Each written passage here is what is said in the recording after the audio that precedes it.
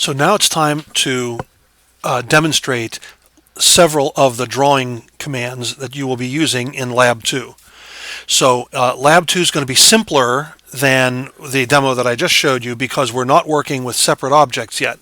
So we're just going to have an MU panel, and we can go right down in here to the what's called the paint component method.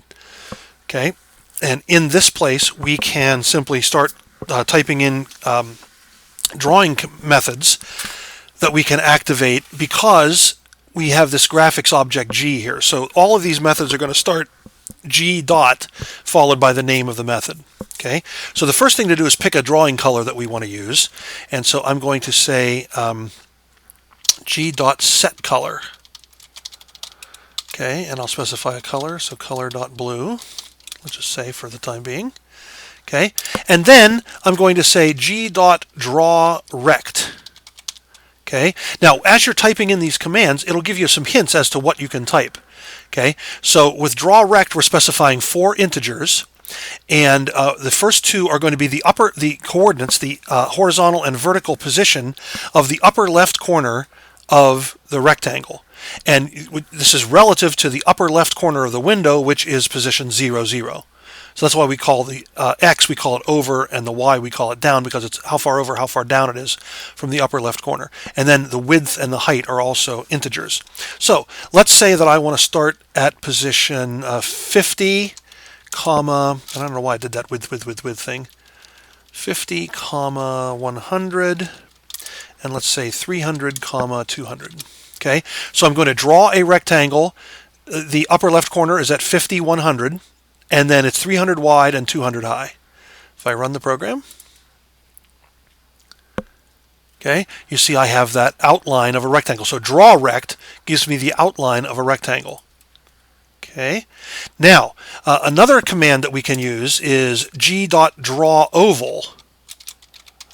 Okay, and g.drawOval takes the same 4 values as g.drawRect.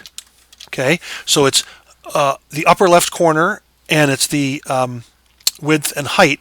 But what's happening with drawOval is those are the positions or the dimensions of an invisible rectangle called the bounding box for the oval. And the oval will be drawn inscribed inside that invisible rectangle. So if I draw a rectangle and then draw an oval with the same numbers, the oval, you'll notice, will be drawn inside the rectangle. See that? Oops. Oh, and I should have changed my name from Samantha Student. That's a bad thing. But notice that the oval it's tangent to the sides of the rectangle that was defined by my parameters here. Let me go up here and change this. It's not Samantha Student. Okay.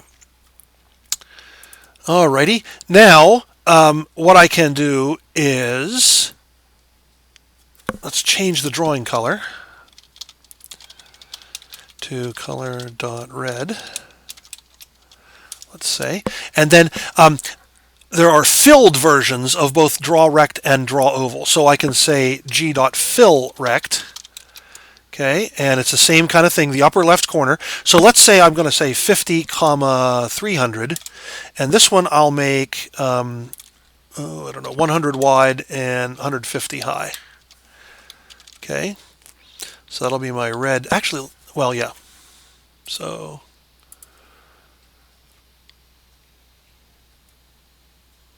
okay, that's a rect. Now I guess I should have gone down farther. Notice that they're touching.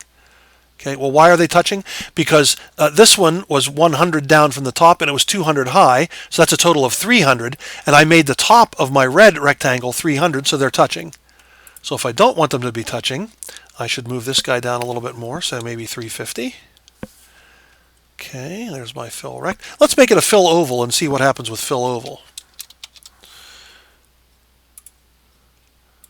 Okay, we run it, and okay, so it's an oval that is inscribed inside the rectangle. All right.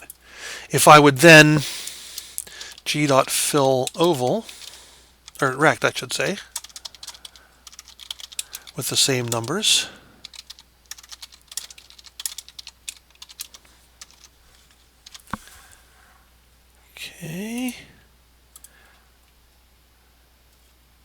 Hey, what happened to my oval? Well, if you think about it, I said to fill an oval and then fill a rectangle. Well, the rectangle completely covered up the oval.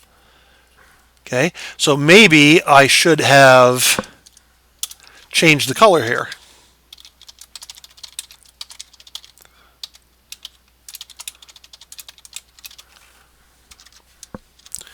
Okay, so with Lab 2, what you're going to be doing is a bunch of set color and make these drawings, using these drawing commands so that,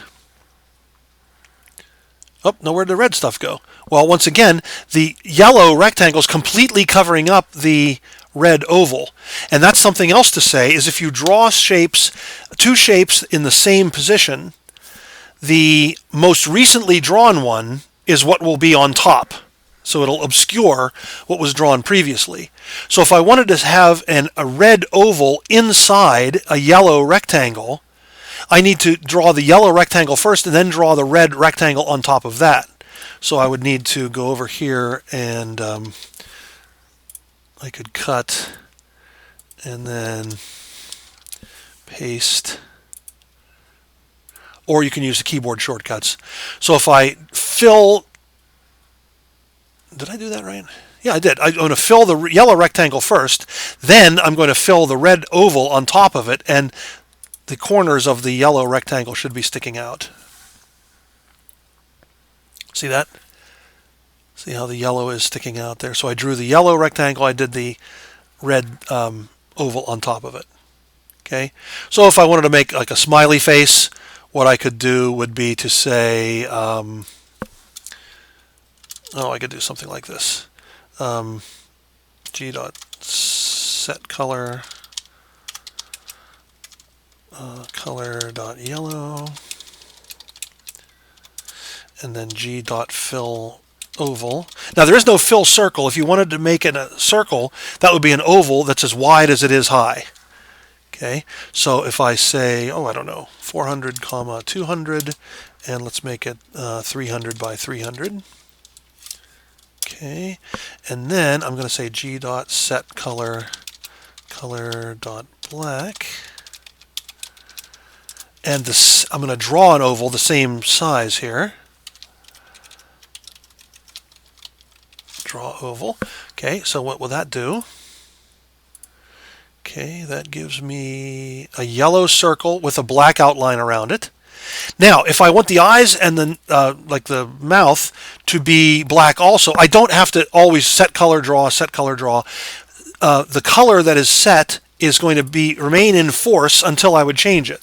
So I could then say, all right, now for an eyeball, okay, what could I do for an eyeball? Well, if this upper left corner is 400, 200, 400, 200, okay, I want to draw fill a smaller circle that's farther over. So if this is 400 from the edge, maybe, 500?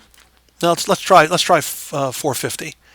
450 over, and if this is 200 down, maybe down 250.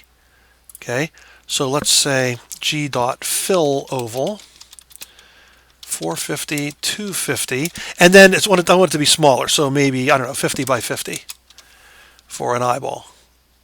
Okay, let's close that, run this. Oop, that's probably a little bit too far up there, so I maybe need to move it. Horizontally looks okay, but I want to move it down a little bit. So one of the things you want to do here is have the experimental mindset. If it doesn't look right, just try to make it different. Okay, so let's try this one, maybe 300, although that might be too low, but let's see what happens. Oh, that looks cool. And now, since that one is 50 in from the left, and it's 50 wide, okay, if I wanted to come in 50 from the right and make it 50 wide, that would be 100 pixels over from this edge. And so this is 400 and it's 300 wide. So this is 700. So I would want the other eye to be in 600 and down the same height. So you have to figure out those relative points when you're drawing things. So the second eyeball I could make, let's try 600, 300, 50, 50. Look at that. Okay. Now, let's just say I wanted to have a horizontal line for a mouth. Oops. Okay, let's run that again. Okay. Another drawing command is to draw line, and it will simply, you specify the XY for the one endpoint, the XY for the other endpoint. It's not width and height anymore. Okay. So let's say that, oh, I don't know. We'll just try something and then see how it looks. Okay. G dot draw line. Okay, and I don't know why it comes up with all those errors. But let's say I want to be, I don't know, 500 comma. Okay, now the whole height of the thing is 200 plus 300 is 500, so let's make it 400 to 600, 400. And that's probably not going to look too good. But the idea is it's drawing a line from the point 500, 400 to the point 600, 400. So since the downs are the same, it's going to be a horizontal line. Oh, that's pretty good. And if I wanted to make it wider, say I wanted to go a little bit farther here, maybe 25 this way and 25 that way. So then instead of 500, this would be 475. And instead of 600, that would be 625.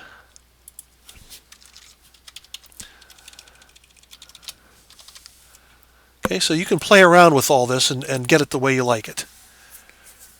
That's a little better. All right, so that's some